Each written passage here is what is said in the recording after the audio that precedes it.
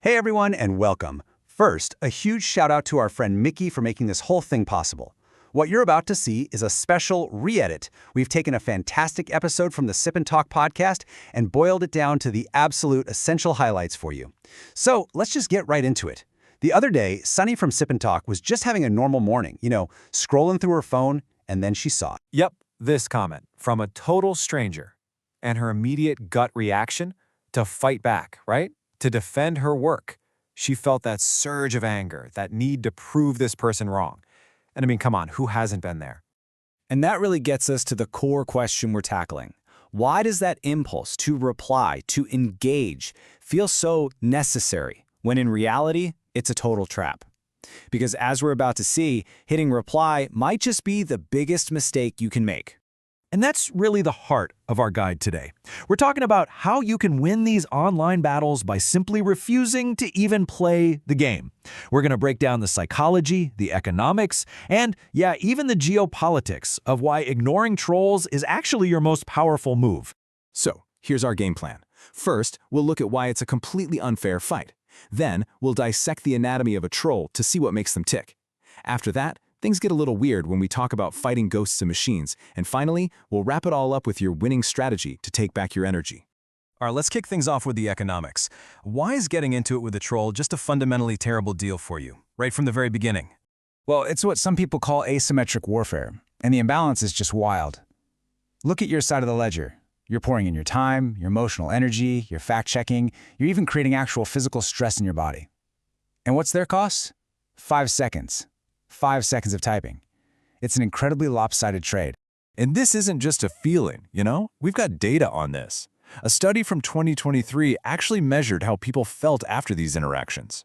If you ignored a nasty comment, your satisfaction level didn't change at all. But if you argued, whoa, a huge 30% drop in satisfaction. Engaging literally just makes you feel worse.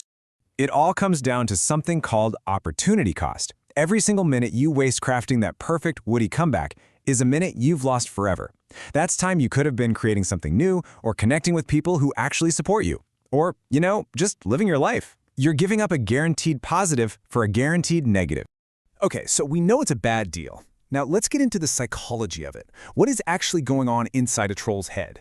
Because once you understand this, it becomes so clear why arguing is just completely pointless. Here's the absolute key. There is a massive goal mismatch. See, you're showing up hoping for a real discussion, acting in good faith. Their goal is completely different. All they want is a reaction. That's it. Anger, frustration, sadness, it doesn't matter. Any reaction at all is a win for them. It means they got to you. And these trolls kind of come in different flavors. You've got your emotional venter who's just having a bad day and using you as a digital punching bag. There's the contrarian who just has to disagree with everything. The moral crusader who loves feeling superior by judging everyone. And my personal favorite, the pedantic nitpicker, who will ignore your entire point just to focus on one tiny typo you made. But here's the really twisted part. The platforms themselves are basically on the trolls' team. Their algorithms are built to boost engagement, and guess what creates a ton of engagement? Fights, controversy. So when you reply, you're basically sending a signal to the algorithm that says, hey, this comment is important. And so it shows that negativity to even more people. Okay, so everything we've talked about so far has been about individual people. But this is where the story takes a massive turn. We have to talk about the AI shock, because the entire game has changed. I want you to really think about this for a second. The next time you're getting ready to type out a reply to some angry anonymous account, you have to consider the fact that the troll you're arguing with Might not even be a person. At all. Seriously, we're not just up against angry individuals anymore. We are up against massive, coordinated, automated networks. And the reality of this is just mind-blowing. A report from this year found that for the first time ever, automated bots make up more than half of all internet traffic. 51%. Think about that. Humans are now a minority online, which means there's literally a better-than-even chance you're arguing with a piece of code.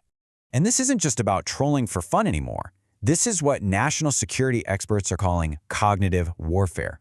It is the deliberate use of these bot networks to sow division in society, to make us all tired and cynical with a constant flood of negativity, and ultimately to completely warp how we see the world.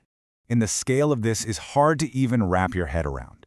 Just for a real-world example, Taiwan's National Security Bureau found more than 2.15 million coordinated fake messages in just the first 6 months of this year. This isn't a small-time thing. It is an industrial-scale operation. Okay, so after all that heavy stuff about bots and warfare, it all sounds a bit hopeless, right? But it's not. So how do we actually win?